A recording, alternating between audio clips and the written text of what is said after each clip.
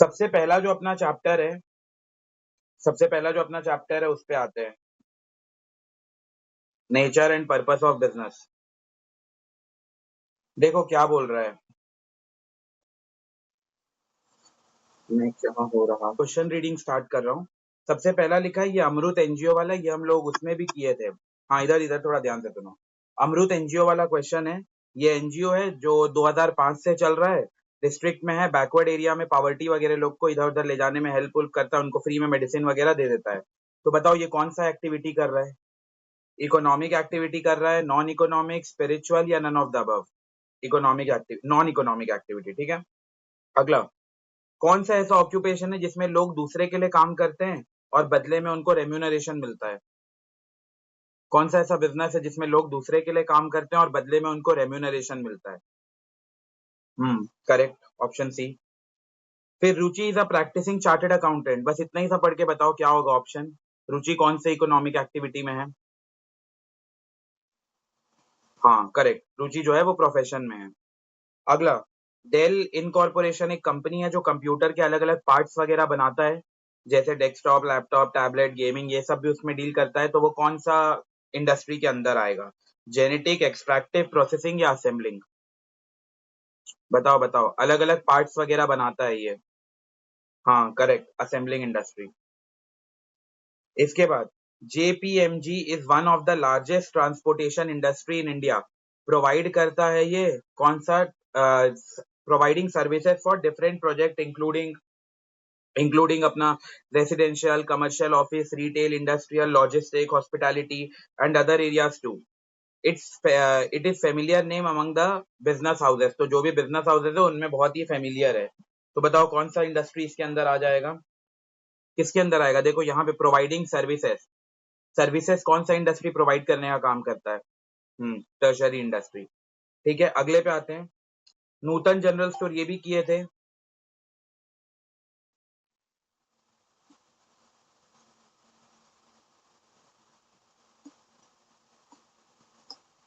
इधर इधर ध्यान दो।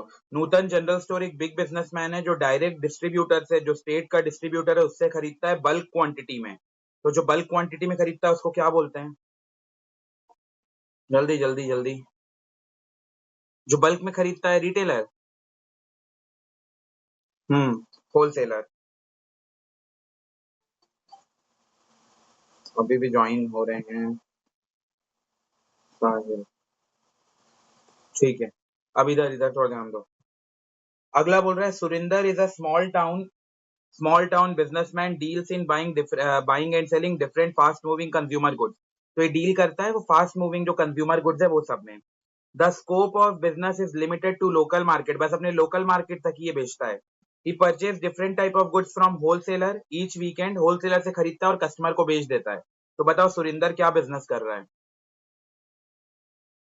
जल्दी जल्दी, सुरेंदर क्या बिजनेस कर रहा है? हाँ correct, retail retail. Retail trade के अंदर सुरिंदर है। कैसे पता चला रिटेल ट्रेड? क्योंकि होलसेलर से खरीदता है और कस्टमर को बेच रहा है। तो होलसेलर से खरीद के अगर कस्टमर को बेच रहा है तो वो रिटेल ट्रेड के अंदर आ जाएगा। रुको कुछ थोड़ा अच्छा क्वेश्चन देखते हैं। हाँ ये बताओ, 10th वाला, which of the following is or are treated as auxiliary to trade? Auxiliary to trade में क्या क्या आएगा? Banking, insurance, transportation, all of these. ठीक है, ऑल ऑफ दीज। ये मॉन्स्टर कौन है? थोड़ा बताने का कष्ट करो। कोई तो अपने क्लास में मॉन्स्टर भी है। अच्छा अच्छा, ठीक ठीक ठीक। अगला, the industry which provide support service, बताओ कौन सा इंडस्ट्री है जो सपोर्ट सर्विस देने का काम करता है? कौन सा इंडस्ट्री है जो सपोर्ट सर्विस देने का काम करता है? Commercial industry. हाँ, टर्शरी इंडस्ट्री, ठीक है। अगला, साइक्लोन आया है जिससे बिजनेस वेंडर बहुत अफेक्ट हुए हैं, बस इतना ही पढ़ के बताओ साइक्लोन कौन सा क्लॉज है?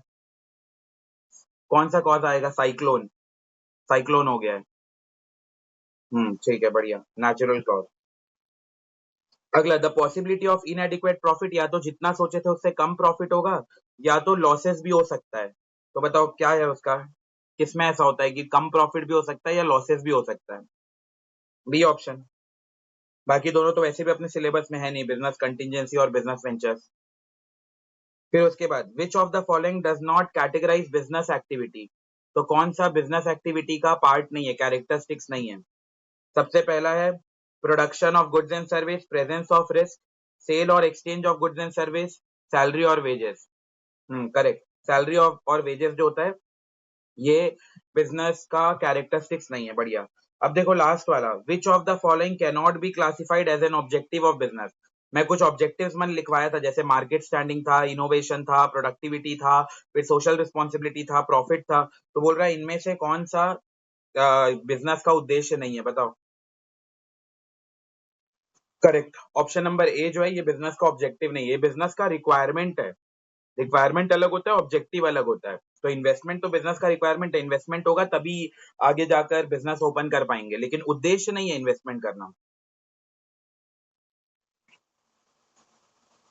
फिर ये वाला बताओ, the reward of risk is, risk लेकर क्या मिलता है, बहुत इजी, रिस्क लेकर क्या मिलता है, ठीक है, प्रॉफिट। अगला, अगला लिखा है it is not included in code of conduct of employment. Rules and regulation के अंदर क्या नहीं शामिल होता, rules, dishonesty, integrity, morality. Correct, dishonesty. Dishonesty शामिल नहीं होता कभी भी, ये बस एम्प्लॉयमेंट का ही नहीं, चाहे तुम लोग वो प्रोफेशन की भी बात करो, उनके भी रूल्स एंड रेगुलेशन में कहीं भी ये नहीं रहता है कि डिसऑनेस्ट रहो दूसरे के साथ, अपने कस्टमर के साथ ब्लैक मार्केटिंग करो, ऐसा कुछ भी नहीं। तो डिसऑनेस्टी जो है ये इंक्लूड नहीं होता एम्प्लॉयमेंट में। Which of the following can not be classified as an auxiliary to trade, इनमें से कौन सा ऑक्सिलरी टू ट्रेड नहीं है। ठीक है, तो ये माइनिंग नहीं है। बिजनेस रिस्क कब नहीं होगा, कब बिजनेस रिस्क नहीं होगा लिखा है, तो change in government policy, good management, employee dishonesty, power failure. बताओ कब बिजनेस रिस्क नहीं होगा।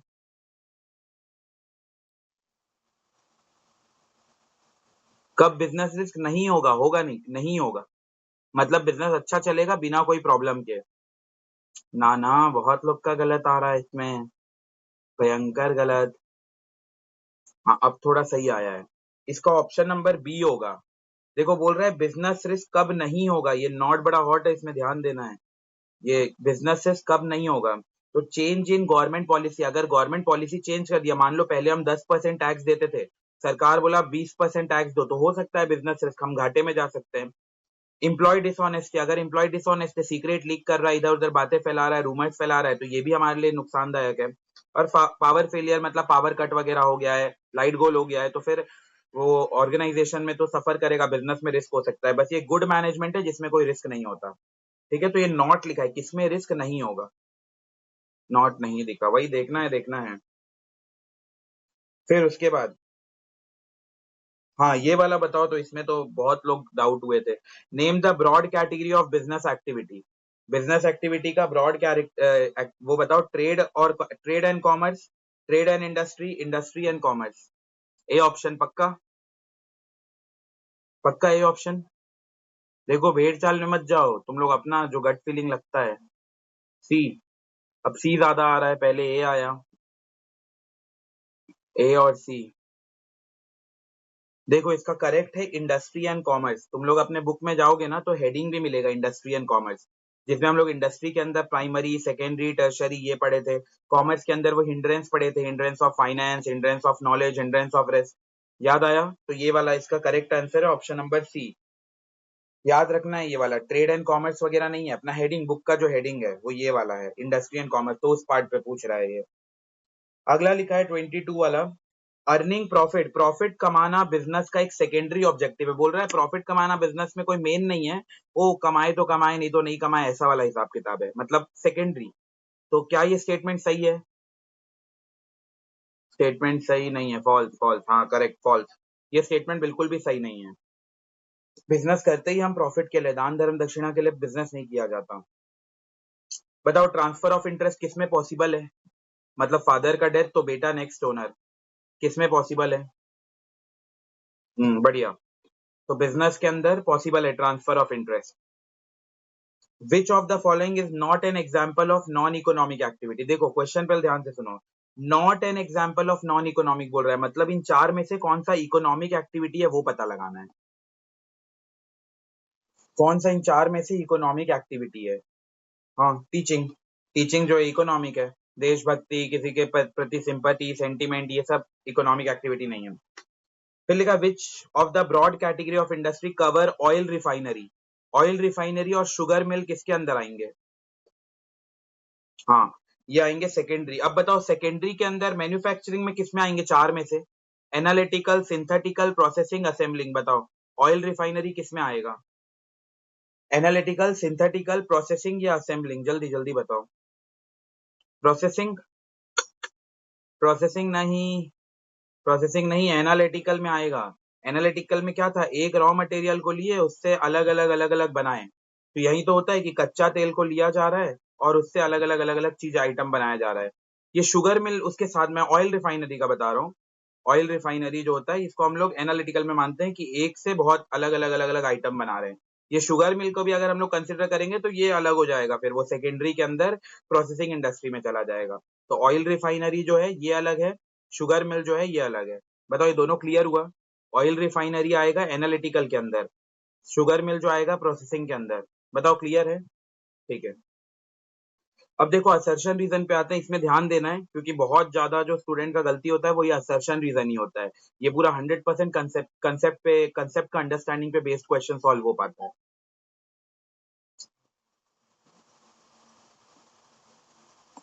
ठीक है, इधर अब ध्यान दो।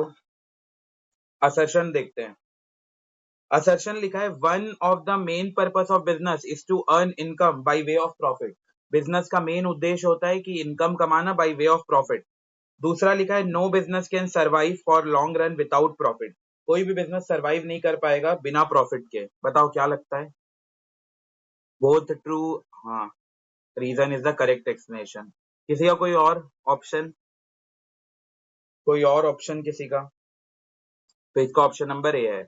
दोनों ही स्टेटमेंट सही है। बिजनेस का मेन पर्पस है पैसा कमाना, और बिना पैसा कमाए बिजनेस लॉन्ग रन पे चल नहीं सकता। तो इसका both assertion assertion reason are true and reason is correct explanation of assertion. अगला, business represent exchange of goods and service. Business में exchange of goods and service होता है। फिर लिखा है risk and uncertainty are always there with any form of business. बोल रहा है रिस्क तो हर किसी में होगा। असर्शन रीजन दोनों सही है, बट क्या रीजन करेक्ट एक्सप्लेनेशन है असर्शन का? ये बताओ क्या रीजन करेक्ट एक्सप्लेनेशन है? ऐसे बह मत जाओ आंसर के साथ कि हाँ ए ही होगा सबका। थोड़ा लॉजिक देखो, दोनों ही स्टेटमेंट सही है। पहला भी सही है, दूसरा भी सही है।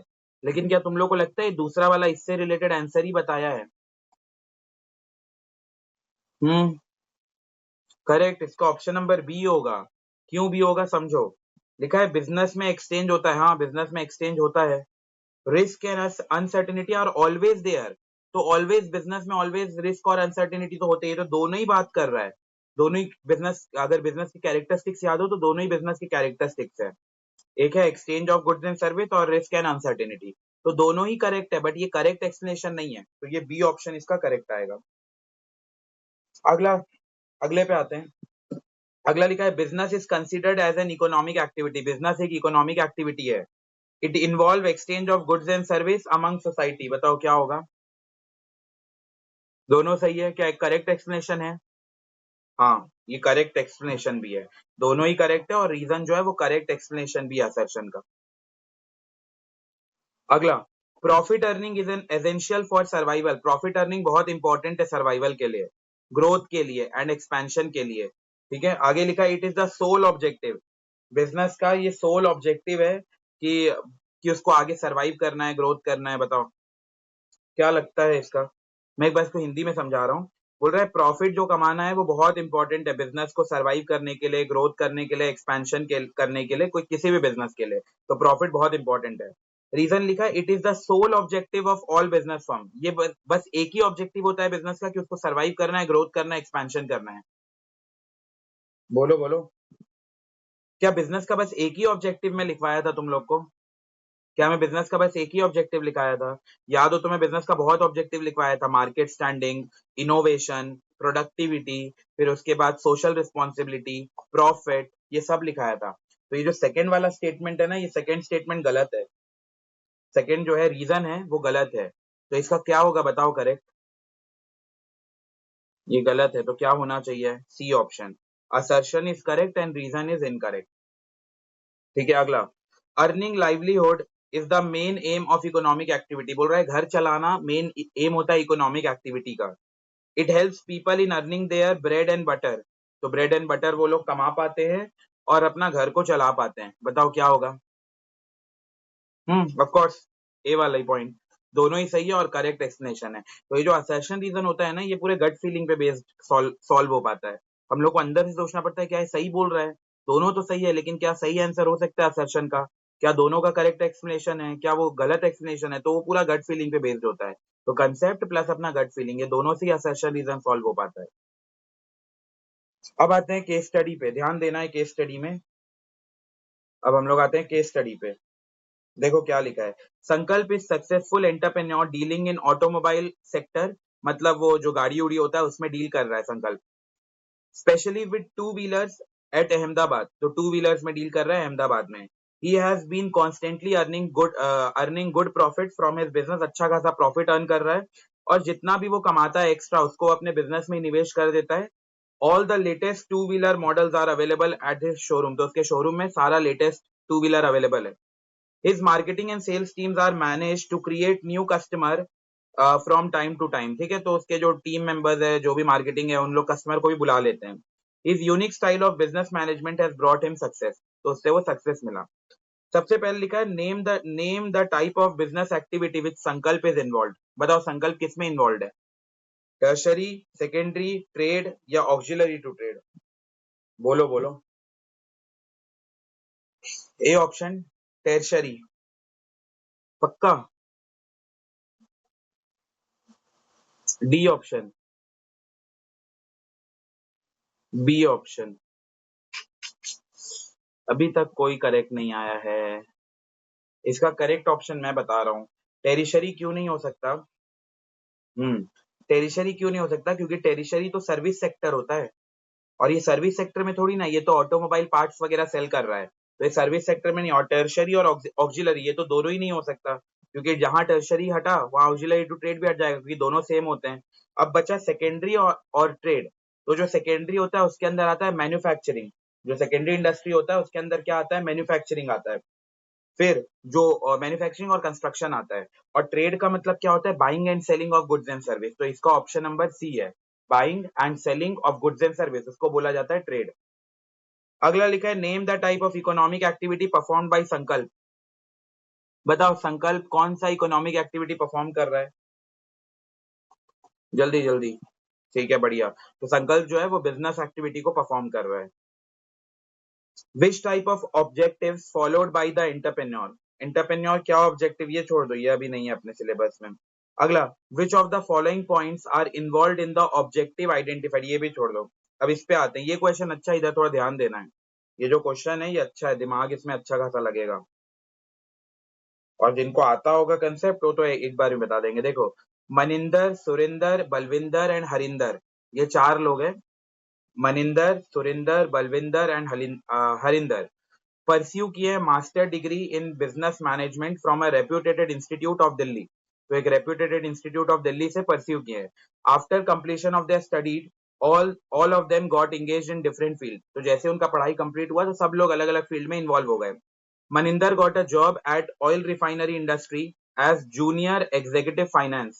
तो मनिंदर को यहाँ जॉब मिला। सुनिंदर joined his family business of textile industry in Jalandhar, Punjab. Balwinder opened his own dairy farm and Harinder joined construction industry। अब देखो, सबसे पहला बोल रहा है कि मनिंदर किसमें ज्वाइन है। बताओ मनिंदर किसमें ज्वाइन है? Maninder got a job in oil refinery. Oil refinery किसमें आएगा? बोलो बोलो, ऑयल रिफाइनरी किसके अंदर आएगा?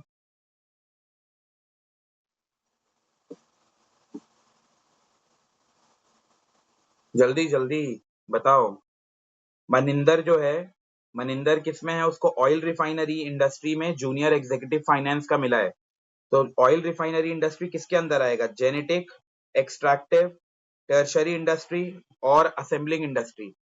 देखो हम लोग को ना वो एनालिटिकल इंडस्ट्री तो दिया नहीं है, नहीं तो हम एनालिटिकल को टिक कर देते। अब एनालिटिकल नहीं दिया, जो प्राप्त है उसी में से हम लोग को सेलेक्ट करना है, मतलब जो जो ऑप्शन दिए उन्हीं में। तो उनमें से कौन सा होना चाहिए? B correct. बी ऑप्शन ही है, इसमें कंफ्यूज मत हो। देखो जो ऑयल रिफाइनरी होता है ये एक्चुअल में तो एनालिटिकल इंडस्ट्री है, लेकिन हमारे ऑप्शन में एनालिटिकल इंडस्ट्री नहीं दिया है। तो अब उसके आसपास क्या है, एक्सट्रैक्टिव इंडस्ट्री। हम लोग ऑयल का एक्सट्रैक्शन करते हैं ना, ऑयल क्या है, नेचुरल रिसोर्सेज है, तो इसको एक्सट्रैक्ट किया जाता है, इसीलिए ये एक्सट्रैक्टिव इंडस्ट्री होगा। बताओ आया समझ में? जो मैं अभी एक्सप्लेनेशन दिया वो आया समझ में कि क्यों ये एनालिटिकल नहीं है? एनालिटिकल तो होना चाहिए था बट ऑप्शन नहीं है करके एक्सट्रैक्टिव है। ठीक है, अगर एनालिटिकल रहता ऑप्शन में तो हम लोग एनालिटिकल को टिक कर देते। अगला, identify the type of industry mister Surinder. Mister Surinder किस में वर्क कर रहा है? लिखा है mister Surinder joined his family business of textile industry. बोलो बोलो, टेक्सटाइल इंडस्ट्री किस में आएगा? टेक्सटाइल मतलब कपड़ों का इंडस्ट्री। कपड़ा कपड़ा कपड़ा का इंडस्ट्री किस में आता है?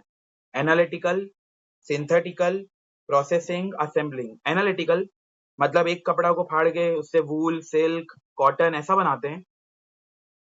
एनालिटिकल बोल रहे हो उसका मतलब तो यही हुआ कि एक कपड़ा लिए उससे वूल भी बना रहे हैं, उसी से कॉटन बना रहे हैं, उसी से जूट बना रहे हैं, उसी से मुस्लिन बना रहे हैं। हाँ, प्रोसेसिंग इंडस्ट्री।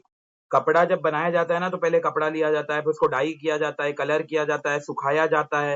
वैसे ही कॉटन के जो कीड़े होते हैं, सिल्क वॉर्म, सिल्क के कीड़े जो होते हैं, सिल्क वॉर्म, उसके रेशम के धागे निकाले जाते हैं। पूरे प्रोसेसिंग फॉलो करना पड़ता है, तो इसका प्रोसेसिंग इंडस्ट्री है। ठीक है, सिंथेटिकल क्यों नहीं हो सकता? क्योंकि ऐसा नहीं होता है कि हम लोग कॉटन, वूल, सिल्क ये सब मिला के एक कपड़ा बनाते हैं, ऐसा नहीं होता। और ना ये एनालिटिकल है, क्योंकि एनालिटिकल में तो एक कपड़ा से हम लोग बहुत सारा कपड़ा थोड़ी ना बनाते हैं।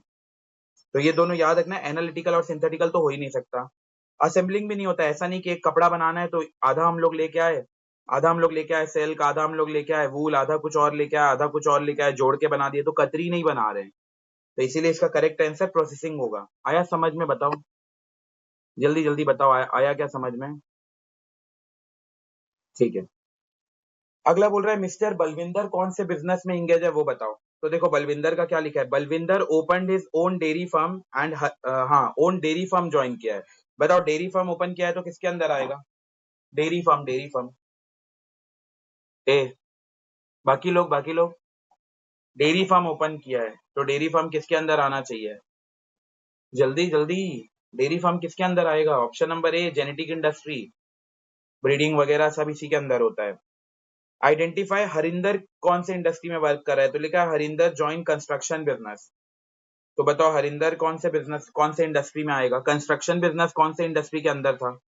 करेक्ट, सेकेंडरी के अंदर दो पार्ट था, एक था मैन्युफैक्चरिंग और एक था कंस्ट्रक्शन इंडस्ट्री। ठीक है, ये चैप्टर खत्म होता है, अब आते हैं सेकंड चैप्टर। रेडी हो सेकंड चैप्टर के लिए? जल्दी जल्दी बताओ, सेकंड चैप्टर स्टार्ट करें? ठीक है, ठीक। अब इधर ध्यान दो, सेकंड चैप्टर क्या लिखा है। Ajit started a travel agency. Ajit एक ट्रैवल एजेंसी स्टार्ट किया 2000 से, 2000 सन से, by taking a small room on rent in Delhi. Small room rent में लिया। He invested money and efforts to build his business. अपने बिजनेस को बढ़ाने के लिए वो मनी, एफर्ट्स, ये सब कुछ लगाया। Quality and timely services provided by his agency. Quality और टाइमली सर्विस दिया। तो बताओ ये कौन सा, अजीत कौन से बिजनेस में इन्वॉल्व है? बताओ बताओ, अजीत कौन से बिजनेस में इन्वॉल्व है? Correct, D option. बी नहीं, 1% कंपनी नहीं। D option, sole trading concern का मतलब होता है सोल प्रोपराइटर। 1% कंपनी के लिए तो रजिस्टर करवाना पड़ता है, तो यहाँ कहीं ऐसा नहीं लिखा था रजिस्ट्रेशन कराएंगे। अगर ऐसा लिखा रहता कि रजिस्टर करवा रहा है तब हम लोग 1% कंपनी बोल देते। लेकिन अभी का आंसर होगा sole trading concern. Sole trading concern का मतलब होता है सोल प्रोपराइटर। अगला, after completing high studies in hotel management course from one of his highly reputed hotel management institute in India, Mahesh decided to start his own bakery. Mahesh सोचा कि अब अपना पढ़ाई खत्म हो गया है, बेकरी वगैरह अपने होम टाउन में, गांव में शुरू करता हूँ। His father arranged fund and supported him by commerce, क्या लिखा, him to commerce his business। मतलब अपने बिजनेस को स्टार्ट करने के लिए उसके फादर सपोर्ट किए। He recruited some staff, कोई स्टाफ वगैरह को रिक्रूट किया ये। परचेज रिक्वायर्ड इक्विपमेंट, मशीन वगैरह परचेज किया। With in few months he started manufacturing bakery products. तो बेकरी के प्रोडक्ट्स को बनाने, केक वगैरह बनाना चालू कर दिया। द मार्केट, और क्या लिखा, products in the market and sold at reasonable price. सस्ते दाम में सेल करना भी चालू कर दिया। His quality products and reasonable price helped in making good profit. तो जो क्वालिटी प्रोडक्ट्स देता था इससे अच्छा खासा प्रॉफिट अर्निंग चालू हो गया। तो बताओ ये कौन सा बिजनेस ऑर्गेनाइजेशन में है? बोलो बोलो, कौन सा बिजनेस ऑर्गेनाइजेशन में? Sole sole proprietor. तो सोचो कितना बकवास किया, लेकिन इसका आंसर वही सोल प्रोपराइटर, तो ऐसे ही टाइप का रहता है। पार्टनरशिप वगैरह हो नहीं सकता, कहीं उसका रेफरेंस नहीं था, कंपनी नहीं हो सकता, तो सोल प्रोपराइटर।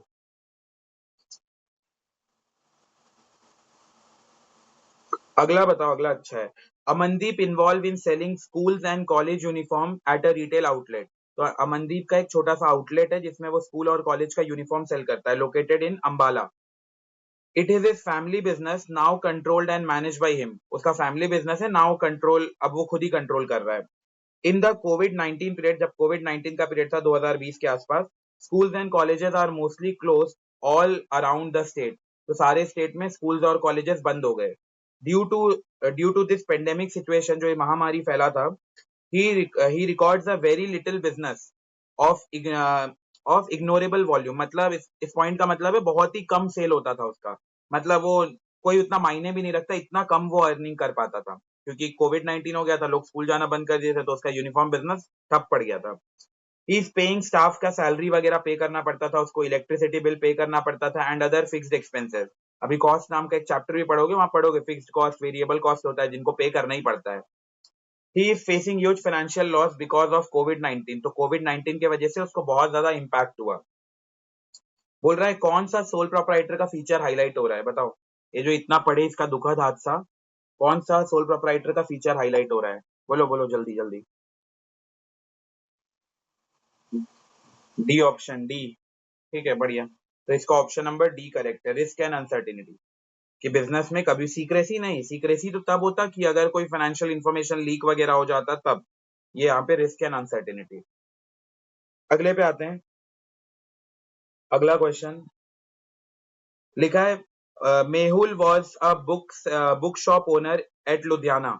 लुधियाना पंजाब में वो बुक शॉप की ओनर है। He purchase school and college books of different publisher and sold in the market. वो मार्केट में उससे सोल्ड कर देती है। He was quite successful in his business and earning good profit. Successful भी है बिजनेस में और अच्छा खासा प्रॉफिट भी अर्न कर रही है।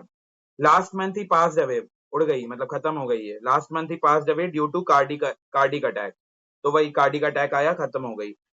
His only son is settled at Paris and not interested to return back। कितना अच्छा बेटा है। तो वो सेटल हो गया था पेरिस में और वो वापस नहीं आना चाहता है। फिर उसके बाद, book shop of Mehul was close since his death and will remain सो। तो उसका जो बुक का शॉप है वो बंद हो गया और उसका बेटा आगे चलाना भी नहीं चाहता है, तो वो आगे भी बंद ही रहेगा। तो बताओ कौन सा फीचर हाईलाइट हुआ? ये जो दर्दनाक किस्सा था, कौन सा हाईलाइट हो रहा है? लैक ऑफ बिजनेस, हाँ correct. Lack of business continuity. Sole proprietor में तो ऐसे ही होता है ना, ओनर का डेथ हो गया तो बिजनेस भी ठप पड़ जाता है, बंद हो जाता है। अगला, Mohammed Sameer is an emerging entrepreneur from Hyderabad, deals in selling of electrical appliances. Electrical appliances वगैरह सेल करता है। He received a profitable offer to purchase retail outlet adjacent to his showroom. मतलब उसके शोरूम के जस्ट सामने एक वो अच्छा खासा क्या बोलेंगे रिटेल आउटलेट है, उसको ऑफर आया। But he refuse very politely, लेकिन वो खरीदने से वो मना कर दिया ड्यू टू उसके पास फंड्स की कमी थी। Constrain of funds, it could be seen as lost opportunity for him. तो वो अपॉर्चुनिटी को खो दिया। तो कौन सा लिमिटेशन हाईलाइट हो रहा है सोल प्रोपराइटर का, बताओ, जिसमें वो अपने एडजेसेंट वाला जो आउटलेट है उसको खरीद नहीं पाया? तो कौन सा फीचर हाईलाइट हो रहा है? अनलिमिटेड लाइबिलिटी नहीं, अनलिमिटेड लाइबिलिटी नहीं, इसका तो कोई जिक्र नहीं हुआ है। लैक ऑफ मैनेजेरियल एबिलिटी नहीं, कहीं ऐसा नहीं लिखा था कि एक बंदा से सारा काम करा रहे हैं। डी ऑप्शन, परपेचुइटी मतलब कंटिन्यूटी, कंटिन्यूटी भी कभी की भी कहीं बात नहीं हुई। इसका ऑप्शन नंबर ए ही है। ऑप्शन नंबर ए क्या है? लिमिटेड रिसोर्सेज, एक बंदा कितना ही पैसा लेके आ पाएगा, एक टाइम बाद तो उसका पैसा भी खत्म हो जाएगा ना, तो ये इसी वजह से वो आगे का रिटेल आउटलेट खरीद नहीं पाया। मैनेजेरियल एबिलिटी नहीं आ सकता क्योंकि कहीं ऐसा नहीं लिखा था एक आदमी से सारा काम करवा रहे हैं। बढ़िया बढ़िया। अनलिमिटेड लाइबिलिटी नहीं आ सकता, ऐसा भी कहीं नहीं लिखा था कि उसका घर को बेचा जा रहा है। और लैक ऑफ कंटिन्यूटी, परपेचुइटी मतलब कंटिन्यूटी, तो लैक ऑफ कंटिन्यूटी वाला भी कहीं ऐसा जिक्र नहीं हुआ था। तो इसका करेक्ट आंसर होगा लिमिटेड रिसोर्सेज, क्योंकि पैसे की कमी थी, यहाँ लिखा हुआ है कंस्ट्रेन ऑफ फंड्स। ठीक है, अब रुको कुछ, हाँ ये वाला देखते हैं, एट्थ वाला। अमर, विराज, सचिन, रोहित एंड ईशांत। ठीक है, ये सब लोग है, have decided to start a partnership, ये सब लोग मिलके एक पार्टनरशिप ओपन करने का डिसाइड किए, to complete a specific project, एक स्पेसिफिक प्रोजेक्ट इनको बनाना है विद इन 2 years, तो एक प्रोजेक्ट बनाना है 2 साल के अंदर। It has been unanimously decided among them to contribute equal towards meeting the budget, मतलब ऐसे डिसाइड हो गया कि कौन कौन कितना बजट वगैरह लगा रहा है, और प्रॉफिट लॉस जो भी होगा उसे इक्वली बांट दिया जाएगा। As per the agreement, partnership business will come to an end on completion of the project, बोल रहा है जिस दिन हमारा प्रोजेक्ट खत्म होगा उस दिन धंधा बंद हो जाएगा। तो बताओ कौन सा पार्टनरशिप था जिसमें ऐसा था कि प्रोजेक्ट खत्म तो धंधा बंद? बोलो बोलो, किसमें ऐसा था प्रोजेक्ट खत्म तो धंधा बंद? हम लोग पढ़े थे ना टाइप्स ऑफ पार्टनरशिप। करेक्ट, इसका आंसर है पर्टिकुलर पार्टनरशिप। और पार्टनरशिप एट विल क्या होता है? जिसमें पार्टनर्स अपनी मर्जी से बोलते हैं चलो अब बहुत हो गया, अब धंधा बंद करते हैं। पर्टिकुलर पार्टनरशिप में क्या होता है कि पार्टनर्स एक फिक्स्ड प्रोजेक्ट उनका रहता है, एक पर्टिकुलर प्रोजेक्ट, वो प्रोजेक्ट या वेंचर जिस दिन कंप्लीट हो गया तो धंधा बंद कर देंगे। जनरल पार्टनरशिप में तो सबका लाइबिलिटी अनलिमिटेड रहता है, और लिमिटेड लाइबिलिटी पार्टनरशिप में सबका लाइबिलिटी लिमिटेड रहता है। ठीक है, और क्या हो सकता है? ये वाला तो क्या था? हाँ ये बताओ, 11th वाला लिखा है, Ramesh is presenting himself as a partner of ABC associate. Ramesh अपने आप को दर्शा रहा है कि वो पार्टनर है एबीसी एसोसिएट का, थ्रू हिज कंडक्ट और behaviour. Client dealing with the firm accept him as a partner due to his self acclaimed attitude of being a partner. तो क्लाइंट उसको एक्सेप्ट भी कर ले रहे हैं बिकॉज वो ऐसा बोल रहा है कि मैं पार्टनर हूँ। तो बताओ किसके अंदर ऐसा होता था कि पार्टनर है नहीं लेकिन फिर भी बोल रहे हैं? Correct, partner by estoppel, partner by estoppel. ठीक है, फिर अगला, ये तो रेंडेक्सी वाला हम लोग कर लिए थे। ये बताओ 13th वाला, mister Kishore Majumdar is running his family business at Kolkata. तो कोलकाता में वो अच्छा बिजनेस चला रहा है, वेस्ट बंगाल में। He is the eldest member of his family, both male and female members are allowed to participate in the business, but Kishore ji always remain the power centre of the sole authority, मतलब उन्हीं के पास सारा power रहता है। बताओ कौन सा business, कौन सा business? Correct, HUF, joint Hindu family.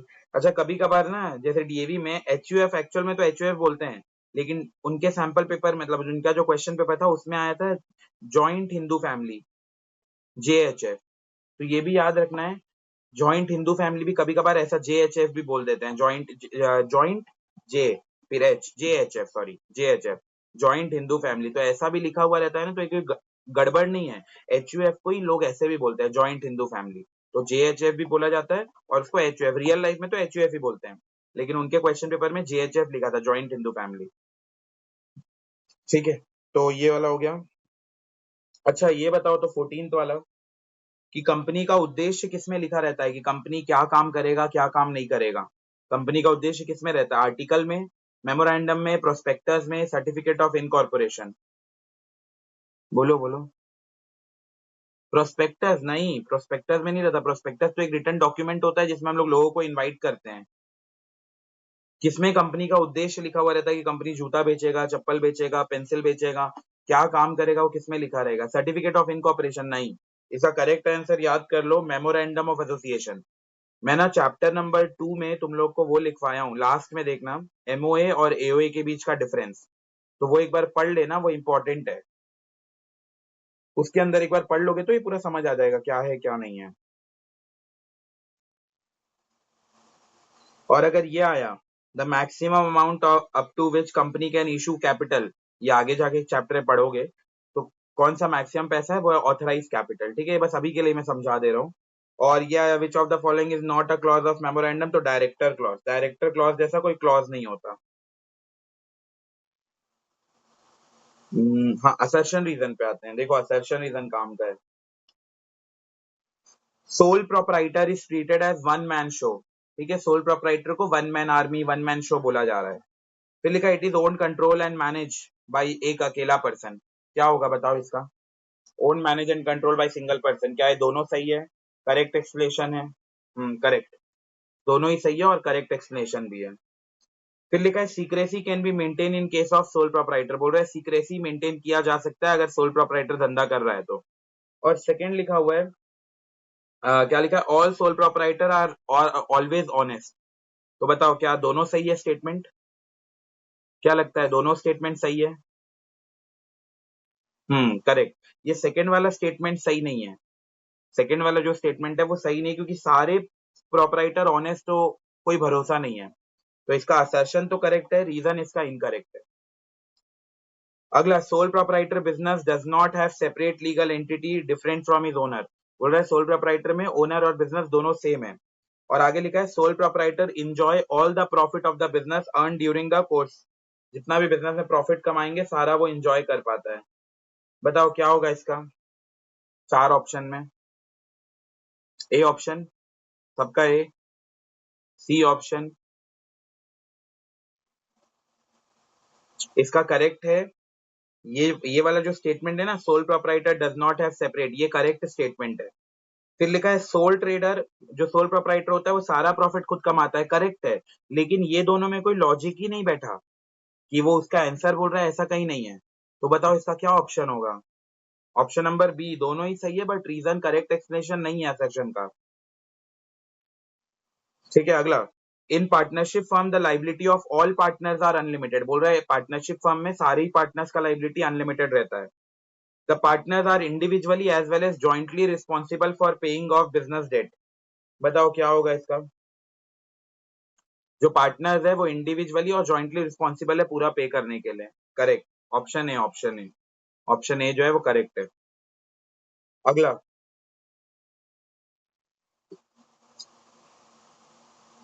लिखा है partnership formed by an agreement which may be oral. लिखा है पार्टनरशिप जरूरी नहीं है लिखित में बनाना, ओरली भी बना सकते हैं, राइटिंग में भी बना सकते हैं। करेक्ट बात है, क्योंकि पार्टनरशिप तो ऑप्शनल रहता है, रजिस्ट्रेशन करवाओ वरना मत करवाओ, ओरली भी कर सकते हैं। अगला लिखा है it is always advised to have a written partnership agreement. बोल रहा है हमेशा ही एडवाइस किया जाता है कि रिटर्न अग्रीमेंट कराओ to avoid all kind of dispute. बताओ क्या होगा? बोलो बोलो। ऑप्शन है करेक्ट। ठीक है, अब केस स्टडी पे आते हैं। केस स्टडी पे मैं स्टार्ट कर रहा हूँ, इधर ध्यान सबका। Mister Sumit owns an ancestral house. Mister Sumit एक एंसेस्ट्रल हाउस ओन करता है जामनगर में। वन क्या लिखा है, on the advice of his friend, उसके फ्रेंड के एडवाइस में कन्वर्ट कर दिया अपना एंसेस्ट्रल घर को लॉज में। ठीक है, फिर उसके बाद the revenue from the lodge help help to supplement his income considerably. तो उससे अच्छा खासा प्रॉफिट वगैरह कमा पा रहा है लॉज से। On his death the property, जो लॉज है वो इनहेरिटेड कर दिया। जैसे ही उसका डेथ हो गया तो उसके तीन बच्चों को मिल गया। उन तीन बच्चों का नाम उनके एज के अकॉर्डिंग दिया है, सबसे बड़ा श्याम, दूसरा अनिल और तीसरा सतीश। ये एज के अकॉर्डिंग दिया है, क्वेश्चन ही बोल रहा है। तो सबसे बड़ा श्याम है, फिर अनिल है, फिर उसके बाद सतीश है। बोल रहा है विच विच फॉर्म ऑफ बिजनेस, बताओ कौन सा बिजनेस इन लोग ओपन कर रहे हैं? सुमित, सुमित क्या ओपन किया है? सुमित,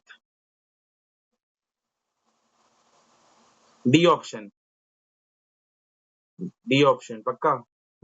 सुमित जो है वो ट्रेडिंग कंसर्न ही ओपन किया है। उसके बच्चे मन का अलग है। उसके बच्चे मन का तो तुम लोग बोल सकते हो कि उसके बच्चे मन का एचयूएफ ओपन किया है, वो हम लोग बात नहीं कर रहे हैं। सुमित क्या ओपन किया है? तो सुमित तो अपना एंसेस्ट्रल प्रॉपर्टी को लॉज में बदल दिया, तो वो अपना खुद का बिजनेस कर रहा है, सोल प्रोपराइटर होगा। अगला लिखा है उसके बच्चे मन कौन सा बिजनेस चला रहे हैं, बताओ। हाँ, उसके बच्चे मन करेक्ट, उसके बच्चे मन एचयूएफ चला रहे हैं। अगला लिखा है who among the three brother has the right to exercise control over the family business. तो सब इन सब में से किसके पास कंट्रोल है? बोलो बोलो। ऑल ऑफ देम, नहीं नहीं नहीं, ऑल ऑफ देम का तो हो ही नहीं सकता कंट्रोल। देखो यहाँ पे नाम लिखा हुआ था उनके एज के अकॉर्डिंग, श्याम, अनिल और सतीश, ये उनके एज के अकॉर्डिंग नाम लिखा हुआ है। बोल रहा है किसके पास सारा कंट्रोल है, बताओ जल्दी जल्दी। श्याम के पास। श्याम, श्याम, ये जो नाम लिखा है ना, श्याम सबसे बड़ा है, एल्डर मोस्ट, फिर ये ऐसा करके। बताओ इनका एक्ट कौन सा है? एचयूएफ का एक्ट याद करवाया हूं मैं क्लास में। 1956, हिंदू सक्सेशन एक्ट। कौन सा? इंडियन पार्टनरशिप एक्ट त्रिवेणी। इंडियन पार्टनरशिप एक्ट में एचयूएफ के बारे में लिखा, अच्छा एक्ट है, पढ़ना पड़ेगा जाके। ठीक है, अगला,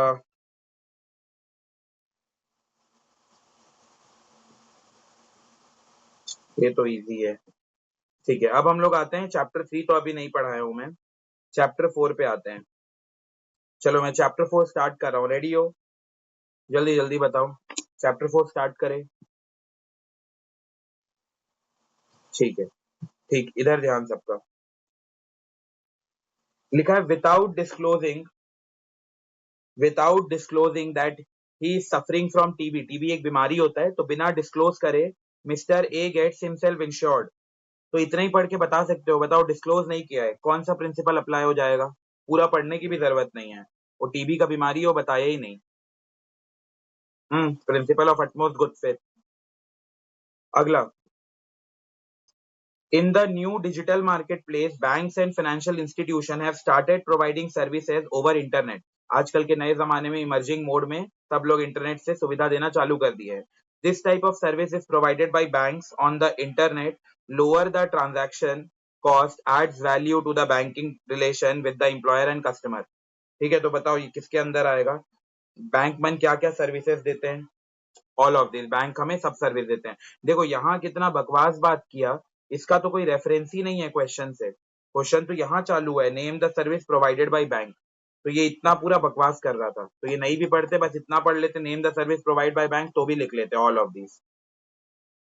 अगला, third, if a person gets his property insured by 3 insurance company. एक पर्सन अपना एक घर को अलग अलग इंश्योरेंस कंपनी के पास इंश्योरेंस करवा लिया, ये कर सकते हैं, हम लोग पढ़े थे। बस इतना ही पढ़ के बताओ कौन सा प्रिंसिपल है, बोलो बोलो। A option. बाकी लोग इतने ही पढ़ के बताओ ना, एक प्रॉपर्टी को बहुत सारे जगह में इंश्योरेंस करवा लिया, तो कौन सा प्रिंसिपल बोलता था एक प्रॉपर्टी को मल्टीपल जगह में इंश्योरेंस करवा सकते हो? करेक्ट, यही कंट्रीब्यूशन। कंट्रीब्यूशन का फॉर्मूला भी याद रखना है, sum assured by particular insurer upon total sum insured into actual loss, याद रखना है। अगला, which of the following not covered under general insurance. बताओ जनरल इंश्योरेंस में क्या शामिल नहीं है? जनरल इंश्योरेंस में क्या शामिल नहीं है?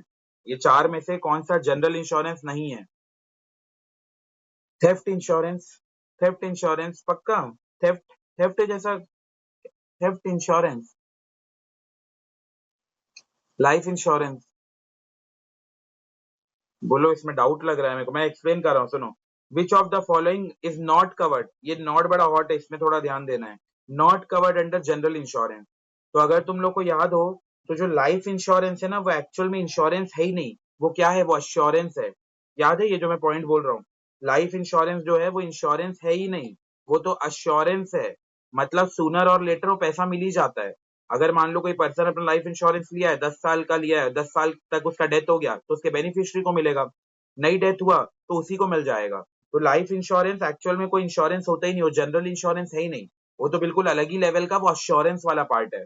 समझ आया जो बोल रहा हूँ मैं? जल्दी जल्दी बताओ, लाइफ इंश्योरेंस जनरल इंश्योरेंस नहीं है। आया समझ में? ठीक है, बढ़िया। अगला देखो, mister Kabir Singh desire to have two benefits from his bank account. First, देखो मिस्टर कबीर सिंह को चाहिए दो बेनिफिट। पहला बेनिफिट क्या? टू अर्न हायर इंटरेस्ट, वो चाहता है कि वो ज्यादा इंटरेस्ट भी कमाए on the balance. And second, to face minimum risk of dishonouring a cheque, कि वो चेक बुक जो है वो डिसऑनर भी ना हो। बताओ कौन सा अकाउंट था जिसमें दो ऑप्शन मिलता था? बोलो बोलो, कौन सा अकाउंट था जिसमें दो ऑप्शन मिलता था? बस इतना पढ़ के समझ आ जाना चाहिए। No idea? कौन सा अकाउंट था जिसमें दो ऑप्शन मिलता था, कि सेविंग के साथ ये भी ओपन कर सकते हैं, करंट अकाउंट के साथ ओपन कर सकते हैं। एक एक ट्रांजैक्शन का अमाउंट सेट रहता था, जैसे वो ट्रांजैक्शन पहुंचे उसके बाद वो कन्वर्ट हो जाता था। नहीं याद है किसी को भी? बोलो बोलो, कौन सा अकाउंट था जिसमें? सही में नहीं याद है तुम लोग को? अरे हम लोग अकाउंट वन पढ़े थे ना, saving account, current account, fix deposit account, recurring deposit account, multiple option deposit account. तो कौन सा ऐसा अकाउंट था जिसमें दो बेनिफिट मिलता था, कि सेविंग अकाउंट के साथ चाहो तो करेंट अकाउंट ओपन करवा सकते हो, मतलब सॉरी, सेविंग अकाउंट के साथ फिक्स डिपॉजिट ओपन करवा सकते हो, करेंट अकाउंट के साथ फिक्स डिपॉजिट ओपन करवा सकते हो। वाह वाह, बहुत बढ़िया। Multiple option deposit account, MoD. हाँ, मल्टीपल ऑप्शन डिपॉजिट अकाउंट के अंदर ऑप्शन मिलता था, जिसको हम लोग पढ़े भी थे, बहुत ही वाहियात किस्म का ये अकाउंट है, कि सेविंग के साथ एफडी का बेनिफिट ले लो, करंट अकाउंट के साथ एफडी का बेनिफिट ले लो। एक जैसे लिमिट रीच हो गया, मान लो 2.5 लाख का लिमिट है, तो जैसे ही बैंक में 2.5 लाख जमा हो गया, 2.5 लाख 1 रुपए जमा हुआ, तो फ्रीज हो जाएगा, और वो हमारा जो सेविंग अकाउंट है वो ऑटोमेटिक कन्वर्ट हो जाएगा फिक्स डिपॉजिट में। याद है? जल्दी जल्दी बताओ, याद आया कुछ? हल्का फुल्का कुछ याद? वाह, बढ़िया बढ़िया बढ़िया, मजेदार मजेदार। ये जो मल्टीपल ऑप्शन डिपॉजिट अकाउंट है, टाइप्स ऑफ बैंक अकाउंट याद कर लो, types of bank account exam में आ जाता है, टाइप्स ऑफ बैंक अकाउंट। तो उसमें ये वाला जो ऑप्शन है टू बेनिफिट्स वाला, ये मोड के अंदर मिलता है, उसको बोलते हैं मल्टीपल ऑप्शन डिपॉजिट अकाउंट। तो इसका मल्टीपल ऑप्शन। अगला लिखा है maximum period for general insurance.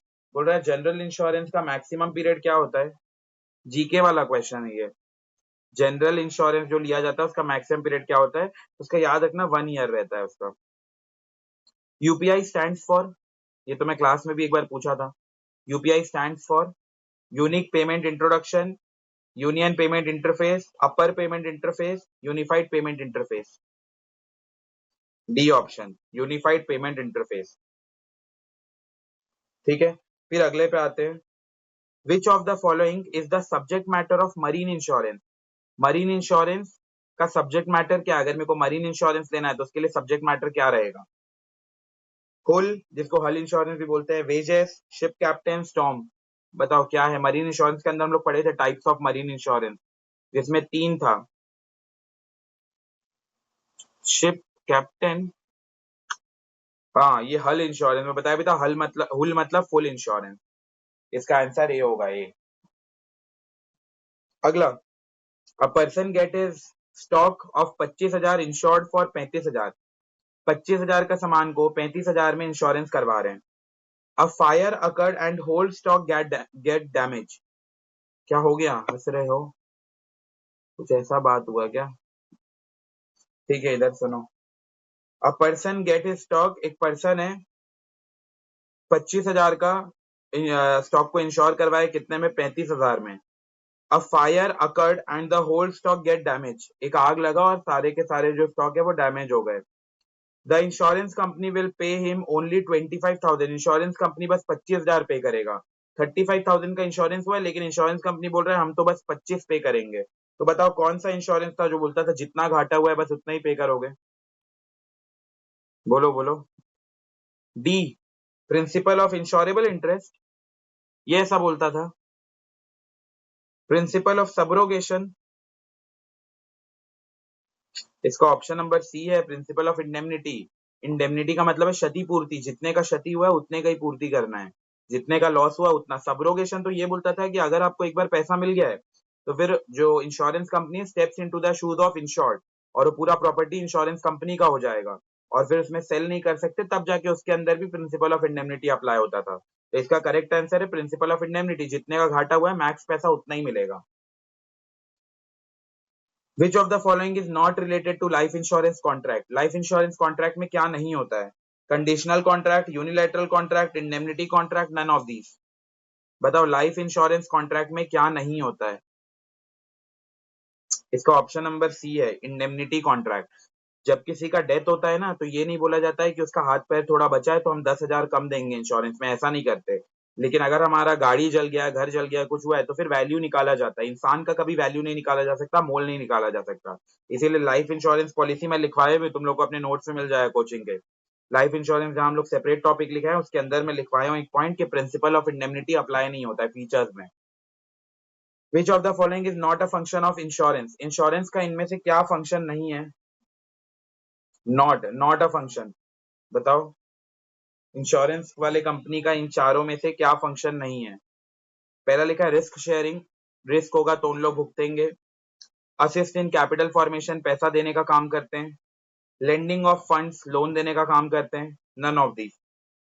बताओ क्या होगा? इंश्योरेंस कंपनी का क्या फंक्शन नहीं है बोल रहा है?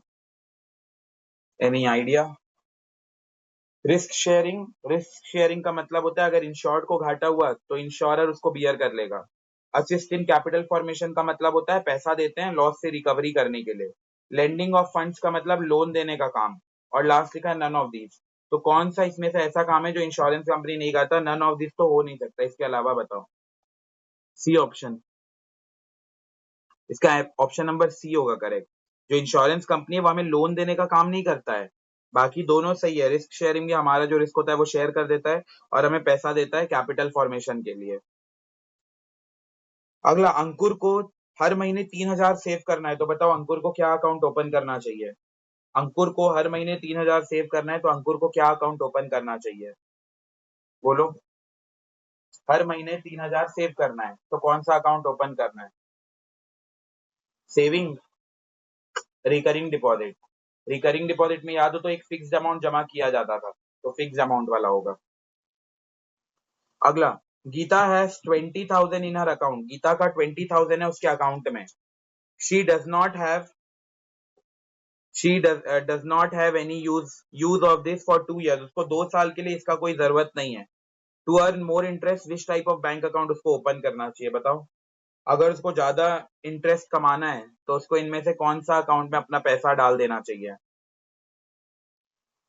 बोलो बोलो। Fixed account. ये त्रिवेणी क्या क्या बोलते रहती है? गीता के पास 20,000 है। Correct. Fix deposit. Fix deposit में डालना है, बताया था। एफडी और आरडी में आया तो यही ऑप्शन करेक्ट है, फिक्स डिपॉजिट। इसमें सबसे ज्यादा हायर रेट ऑफ इंटरेस्ट मिलता है। अगला, the insured is expected to disclose all the fact. Insurer को सारा बात डिस्क्लोज करना है, बताओ कौन सा प्रिंसिपल में था? इंश्योरर को सारा बात डिस्क्लोज करना है, कुछ भी छुपाना नहीं है। अरे बस रे, तुम लोग आंसर दो। Utmost good faith. अगला, मोहन मॉर्टेज। मॉर्टेज का मतलब होता है गिरवी रखना।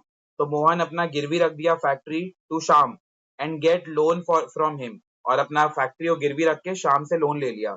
Shyam get it insured for fire. और श्याम उसको फायर फायर इंश्योरेंस ले लिया। Which principle of insurance applicable here? तो इसमें कौन सा प्रिंसिपल ऑफ इंश्योरेंस एप्लीकेबल होगा? बताओ बताओ बताओ। None of these. अच्छा, ये मैं थोड़ा एक बार एक्सप्लेन कर देता हूँ, शायद मैं क्लास में समझाया नहीं हो लग रहा है। देखो, जैसे ये है, फॉर एग्जाम्पल ये है मोहित। ठीक है। मोहित अपना गाड़ी दे दिया त्रिवेणी को। रुको रुको। ये है मान लो त्रिवेणी। ठीक है। मोहित अपना गाड़ी गाड़ी गाड़ी बोल दो, गाड़ी जो है वो मॉर्टेज कर दिया, गिरवी में दे दिया। गिरवी का मतलब होता है जब पैसा चाहिए रहता है तो कुछ सामान देना रहता है, तब बदले में पैसा मिलता है। ठीक है। हाँ। अरे सुनो सुनो। ये मोहित है, ये त्रिवेणी है। अच्छा, त्रिवेणी का हाथ नहीं बना है, 2 मिनट। हाँ, ये त्रिवेणी। तो ये मोहित है और ये त्रिवेणी है। तो मोहित क्या किया, अपना जो गाड़ी है वो त्रिवेणी को दे दिया, मॉर्टेज कर दिया, गिरवी रख दिया। और त्रिवेणी बदले में क्या करवा ली, वो गाड़ी का फायर इंश्योरेंस करवा ली। अब तुम में से ये लग सकता है कई लोगों की, कैसे करवा ली, वो तो ओनर है नहीं। वो तो ओनर है नहीं, मोहित ओनर है, तो मोहित ही करवा सकता है इंश्योरेंस। देखो, इंश्योरेबल इंटरेस्ट में एक छोटा सा पॉइंट एनसीईआरटी में भी और अपने पूनम गांधी में ये भी लिखा है कि अगर मान लो कोई बंदा अपना प्रॉपर्टी किसी दूसरे को मॉर्टेज रखता है, गिरवी रखता है, और वो पर्सन आगे उसको सेल कर रहा है, मतलब वो इंश्योरेंस ले रहा है, तो बिल्कुल कर सकता है। क्योंकि वो पर्सन का फाइनेंशियल इंटरेस्ट मौजूद है। वो जो भी मान लो घर गिरवी रख रहा है या गाड़ी गिरवी रख रहा है या कोई भी गाड़ी एक्स वाई जेड कुछ भी आइटम गिरवी रख रहा है, तो ये जो पर्टिकुलर पर्सन है त्रिवेणी, ये इसको लोन दी है। तो बदले में ये जो सामान इसको मिला है, जो भी है, गाड़ी उड़ी जो भी है, उसका पूरा फाइनेंशियल इंटरेस्ट त्रिवेणी के पास है। तो त्रिवेणी चाहे तो उसका इंश्योरेंस ले सकती है। तो ये भी एक पॉइंट याद रखना है। जरूरी नहीं है सेल होना है। अगर किसी को मॉर्टेज या किसी को प्लेज या किसी को गिरवी में भी दिए हैं तो उस केस में भी किया जा सकता है, कोई इशू नहीं है। तो बताओ कौन सा प्रिंसिपल अप्लाई होगा? बोलो बोलो। Principle of insurable interest. ठीक है। अगला, a plant manager A plant manager get his stock of good insured, but he hide the fact that the electricity board has issued a statutory warning। वो छुपा दिया कि इलेक्ट्रिसिटी बोर्ड उसको एक warning दिया था अपना वायरिंग वगैरह चेंज कर दो, लेकिन वो बात छुपा दिया। कल को आग लग गया, क्या होगा? क्लास में भी डिस्कस किए थे। Principle of utmost good faith. अगला, ए इज अ केवीएस एम्प्लॉय। एक मिस्टर ए है, वो केवीएस के एम्प्लॉय है। And posted in Gujarat. Gujarat में पोस्टेड है। 1600 kilometre away from his home town. अपने होम टाउन से 1600 किलोमीटर दूर। His friend need 20,000 and requested him for the amount. वो रिक्वेस्ट किया है उस अमाउंट के लिए। ए सेंड करेगा अमाउंट, बताओ किसके थ्रू सेंड करेगा? 20,000 रुपीज जमा करना है, तो बोल रहा है किसके थ्रू सेंड करे? जल्दी जल्दी, मेरे को आंसर चाहिए। आरटीजीएस पक्का? सबका आरटीजीएस। जल्दी जल्दी मैसेज तो करो। 20,000 रुपए जमा करना है तो किसके थ्रू करे? आरटीजीएस के थ्रू, एनईएफटी के थ्रू, दोनों से, नन ऑफ दीज? सो गए क्या इतना जल्दी? बाकी लोग कहाँ नहीं रहे?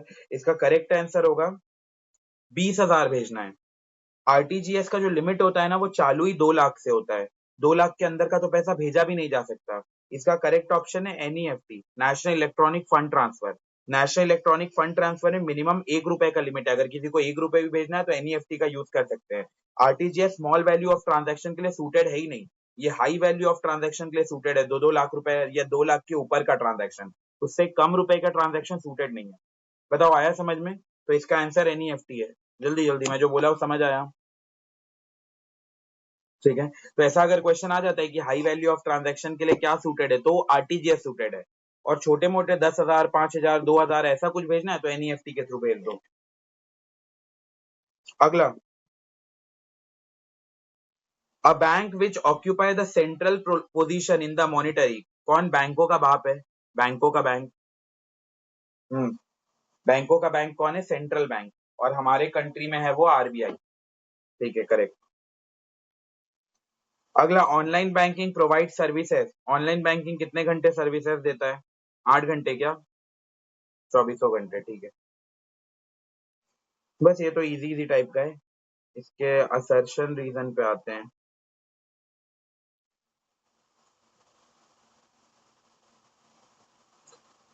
देखो असर्शन क्या लिखा है, RTGS is suited for high value of transaction. बोल रहे हैं RTGS high value of transaction के लिए सूटेड है। और दूसरा लिखा है minimum value of RTGS rupees is 5 lakh. जो मिनिमम वैल्यू है आरटीजीएस का वो 5 लाख है। बताओ क्या क्या ऑप्शन होगा? A option, B option, C option, D option? Correct, C option. Assertion तो सही है, रीजन इनकरेक्ट है, बिकॉज 5 लाख नहीं है, 2 लाख का लिमिट है। अगला, according to principle of subrogation the insured should not be allowed to make any profit by selling damage property or in case of loss property being recovered. तो वही है कि इंश्योर्ड, जो इंश्योर्ड है उसको वो प्रॉपर्टी, जो भी पैसा मिल गया उसका, वो डैमेज प्रॉपर्टी को सेल उल नहीं कर सकता। अगला, प्रिंसिपल ऑफ सब्रोगेशन इज कोरली, मतलब साथ साथ चलता है ये प्रिंसिपल ऑफ इंडेमनिटी के साथ। And the damage goods will belong to the insurance company once the compensation is paid. एक बार जब पैसा पे कर दिया तो डैमेज वाला जो है इंश्योरेंस कंपनी को हो जाएगा। तो बताओ क्या ऑप्शन होगा इसका? जल्दी जल्दी बताओ। Option D, both assertion reason incorrect. Option number A correct. दोनों ही सही है और करेक्ट एक्सप्लेनेशन भी है। प्रिंसिपल ऑफ सब्रोगेशन बोलता ही था कि अगर एक बार पैसा मिल गया है तो पूरा प्रॉपर्टी जो है वो इंश्योरेंस कंपनी का हो जाएगा, इंश्योरर का हो जाएगा। Insurer steps into the shoes of insured. ठीक है, ये सब तो ऐसे वाला। हाँ, ये वाला देखो, केस स्टडी। केस स्टडी ध्यान दो।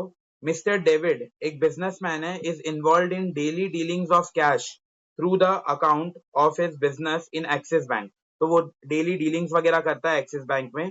Due to unavailability of funds and urgent need to pay the creditor he approach his bank. तो उसके पास पैसा नहीं था, अनअवेलेबिलिटी ऑफ फंड्स था, तो वो जल्दी बैंक में गया to withdraw more than the balance available in his account. तो जितना उसके बैंक में नहीं था उससे ज्यादा विड्रॉ करने के लिए वो बैंक में गया, using the facility provided by the bank. Bank उसको जो फैसिलिटी दिया है उससे वो पैसा निकाल रहा है। His wife also holding an account in the same bank account. उसकी जो वाइफ है वो भी सेम सेम बैंक में एक अकाउंट होल्ड करती है। And wanted to transfer rupees 5 lakh to her parents. वो 5 लाख रुपए अपने पेरेंट्स को ट्रांसफर करना चाहती है। But she did not have e banking facility, but उसके पास ई बैंकिंग फैसिलिटी नहीं है in her saving account. But helped her to transfer money, bank sorry, but bank helped her to transfer money. Bank जो है help किया। तो बताओ which type of bank account David is holding. David कौन सा account hold कर रहा है जिसमें उतना पैसा निकाल रहा है जितना बैंक में भी नहीं है, उससे ज्यादा निकाल ले रहा है? बताओ।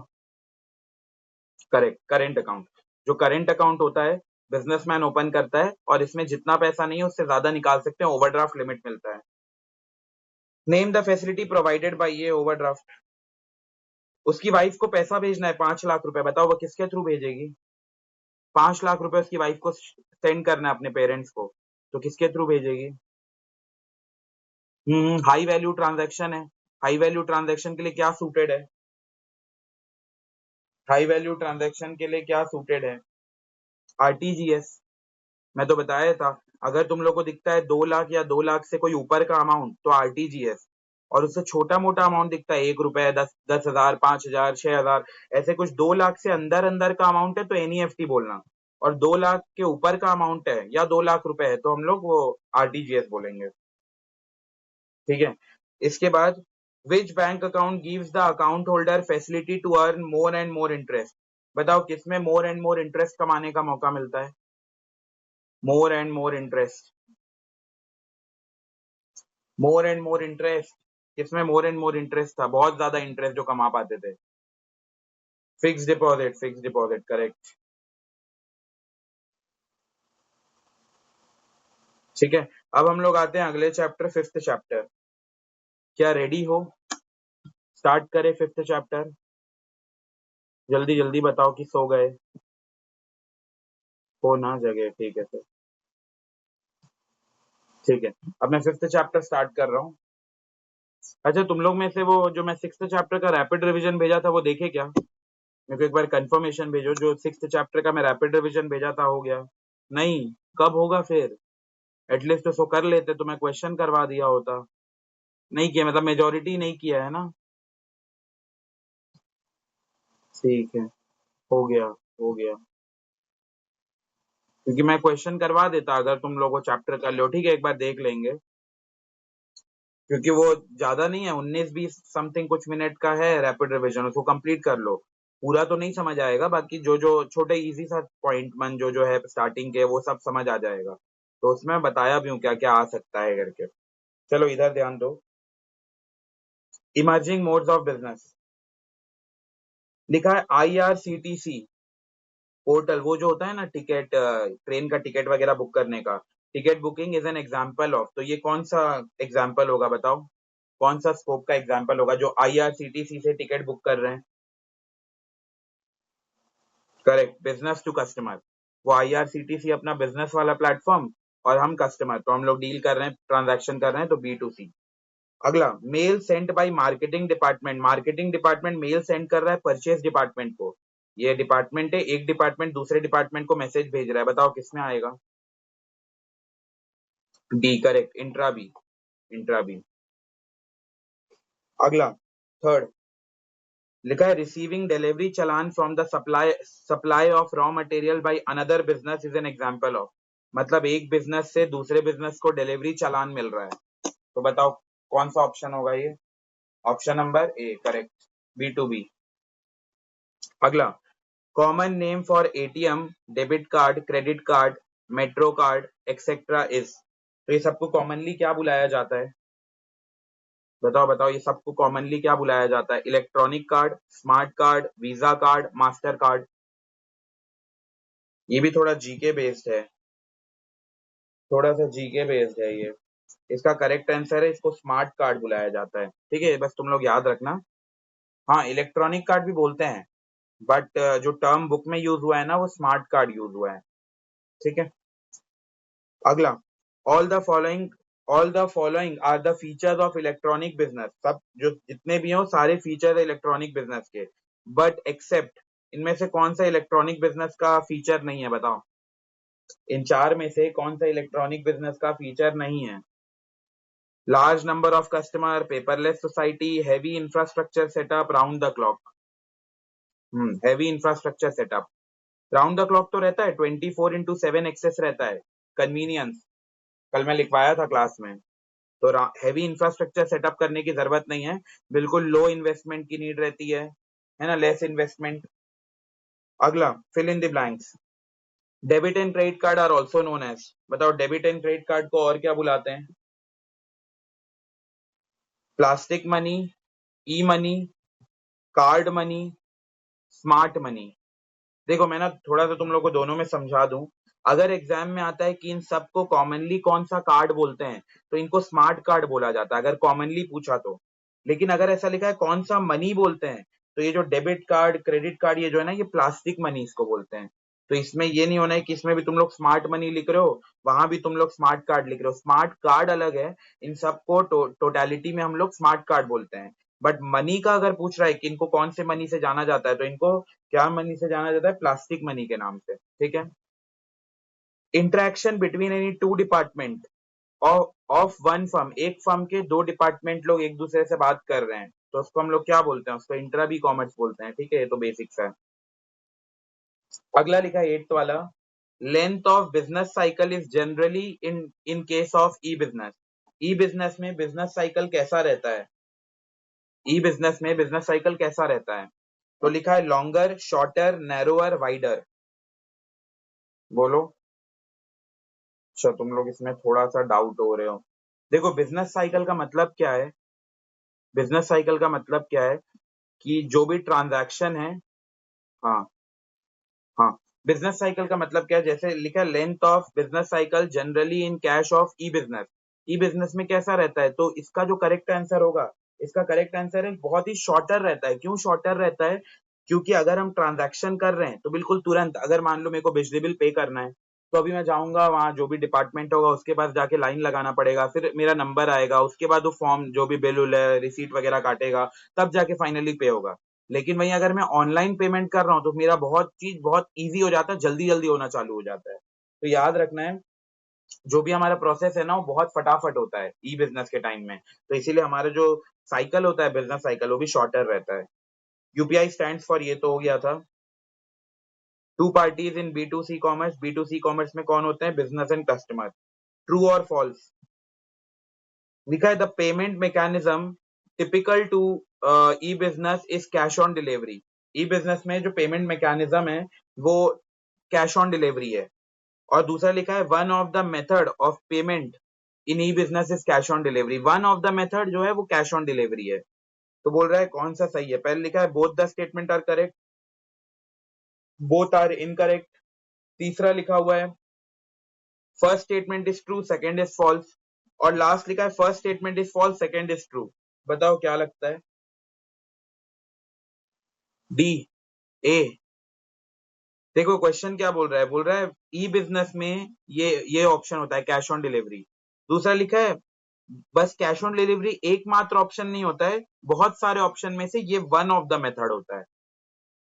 तो बताओ क्या पहला वाला स्टेटमेंट सही है? नहीं, इसका स्टेटमेंट, जो पहला वाला स्टेटमेंट है वो अपना सही नहीं है। पहला वाला लिखा हुआ है द पेमेंट मैकेनिज्म टिपिकल इन इतना इज कैश ऑन डिलीवरी, ये गलत है। और दूसरा लिखा है both the methods of one of the method of payment in e business can be cash on delivery. तो first statement is true, sorry, first statement is false and second statement is true, ये D वाला आएगा। अगला, large number of customer can be reached through e business. Large number of customer जो होते हैं वो e business के through reach कर पाते हैं। द अबव स्टेटमेंट इज, क्या लगता है बताओ?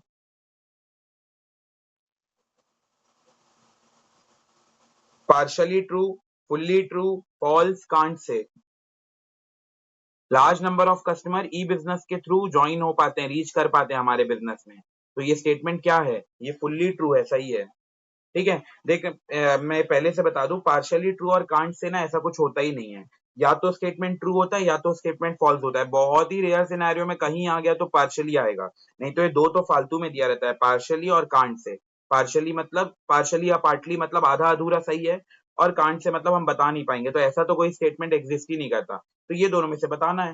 तो ऑनलाइन बिजनेस करेंगे तो कितने बाहर बाहर के लोग भी आ सकते हैं। तो यही इसका इसका जो है फुल्ली ट्रू। अगला, traditional form of business can take us towards a paperless society. जो ट्रेडिशनल फॉर्म ऑफ बिजनेस है वो हमें पेपरलेस सोसाइटी तरफ पहुंचा सकता है। तो बताओ क्या होगा इसका? बोलो बोलो। ट्रेडिशनल फॉर्म ऑफ बिजनेस में हम पेपरलेस सोसाइटी बन सकते हैं।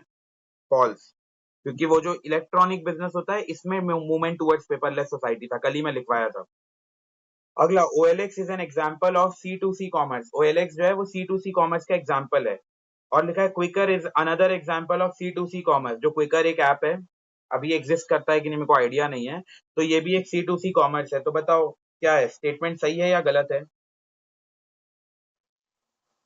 Both the statement are correct, हाँ, दोनों ही स्टेटमेंट करेक्ट है, क्योंकि दोनों ही हमें एक प्लेटफॉर्म देता था जिसमें हम अपना जो भी ओल्ड सामान रखा हुआ है घर में उसका फोटो क्लिक करके उसका डिस्क्रिप्शन डाल देंगे, फिर जो भी जिसको भी नीड एंड वांट होगा उस चीज का, हमारे आसपास के लोकेलिटी, दूर के लोग, उन लोग देख के सर्च करके खरीद सकते हैं। तो एलेक्स और क्विकर दोनों इसी रेंज, इसी प्लेटफॉर्म वाले हैं।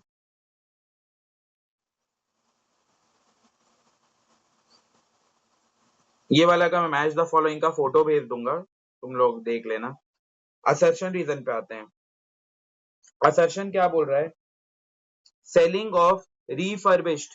रिफर्बिश्ड का मतलब होता है रीयूज, जो एक बार यूज हो चुका है, सेकेंड हैंड। तो selling of second hand washing machine is an example of C2C commerce. तो बोल रहा है अगर हम यूज्ड वाला वॉशिंग मशीन सेल कर रहे हैं तो उसको C2C कॉमर्स बोलेंगे। दूसरा लिखा है buyer and seller of such product are consumers only. तो बायर एंड सेलर जो होते हैं वो कंज्यूमर ही होते हैं। क्या होगा ये? बोलो बोलो। 26 वाला लिखा है assertion is correct, reason is not. Assertion is incorrect, reason is correct. Assertion and reason both are correct, दोनों ही सही है। दोनों ही सही है कि ये एग्जाम्पल भी है, हाँ ये एग्जाम्पल भी है, और कंज्यूमर ही, बायर एंड सेलर दोनों ही कंज्यूमर होता है, नोट्स में लिखा हुआ है। फिर और क्या हो सकता है, ये वाला बताओ। There is more risk in traditional business. Traditional business में मोर रिस्क है। फिर लिखा है parties have no personal interaction between buying and selling. Parties में कोई पर्सनल इंटरेक्शन नहीं होता बाइंग और सेलिंग करते समय। तो क्या है? असर्शन। असर्शन जो है वो करेक्ट है, रीजन इनकरेक्ट है। असर्शन इनकरेक्ट है, रीजन करेक्ट है। Assertion and reason both are correct, assertion and reason both are incorrect.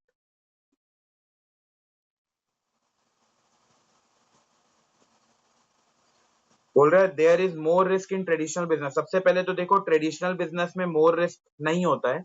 Risk ज्यादातर अगर देखा जाए तो अपने उसमें ऑनलाइन बिजनेस में ज्यादा रिस्क होते हैं। ठीक है, कि सामान टूट गया, फूट गया, गलत आ गया, डिफेक्टिव निकल गया, कुछ भी। Parties have no personal interaction while buying and selling. Buying and selling में बोल रहे हैं सेलर और बायर में कोई इंटरेक्शन ही नहीं होता, ये भी गलत है। जब हम लोग दुकान में जाते हैं तो हमारा बिल्कुल इंटरेक्शन होता है बायर और सेलर दोनों के बीच में। तो इसका आएगा assertion and reason both are incorrect, दोनों ही इनकरेक्ट है।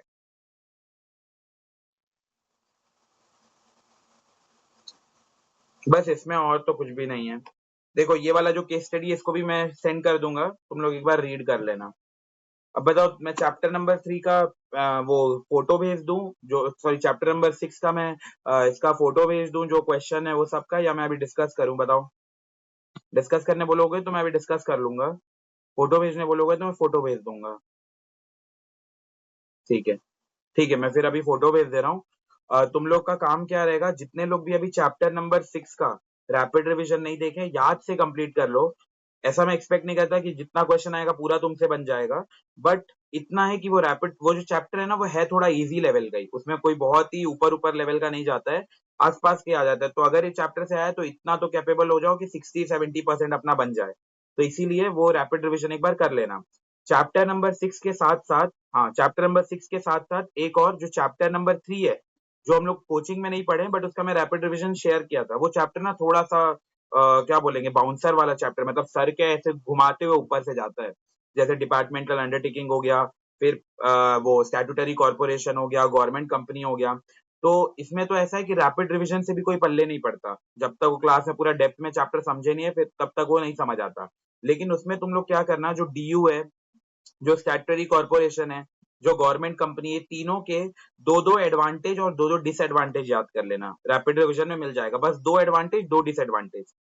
और जो वो है जॉइंट वेंचर और जो है मल्टीनेशनल कंपनी, इनके भी एटलीस्ट दो दो फीचर्स याद कर लेना। इसमें एडवांटेज डिसएडवांटेज जैसा तो है नहीं, जॉइंट वेंचर, मल्टीनेशनल कंपनीज, ये सबके दो दो एडवांटेज, दो दो फीचर्स याद कर लेना। और एक पीपीपी है, प्राइवेट पब्लिक पार्टनरशिप, इसके दो फीचर्स याद कर लेना। इतना तो एटलीस्ट बेयर मिनिमम कर लेना, क्योंकि क्वेश्चन मन इसी के आसपास आसपास में आता है। कभी आइडेंटिफाई करने को भी आ जाता है केस स्टडी, कि आइडेंटिफाई करो कि ये डीयू है, स्टैट्यूटरी कॉर्पोरेशन है या गवर्नमेंट कंपनी है।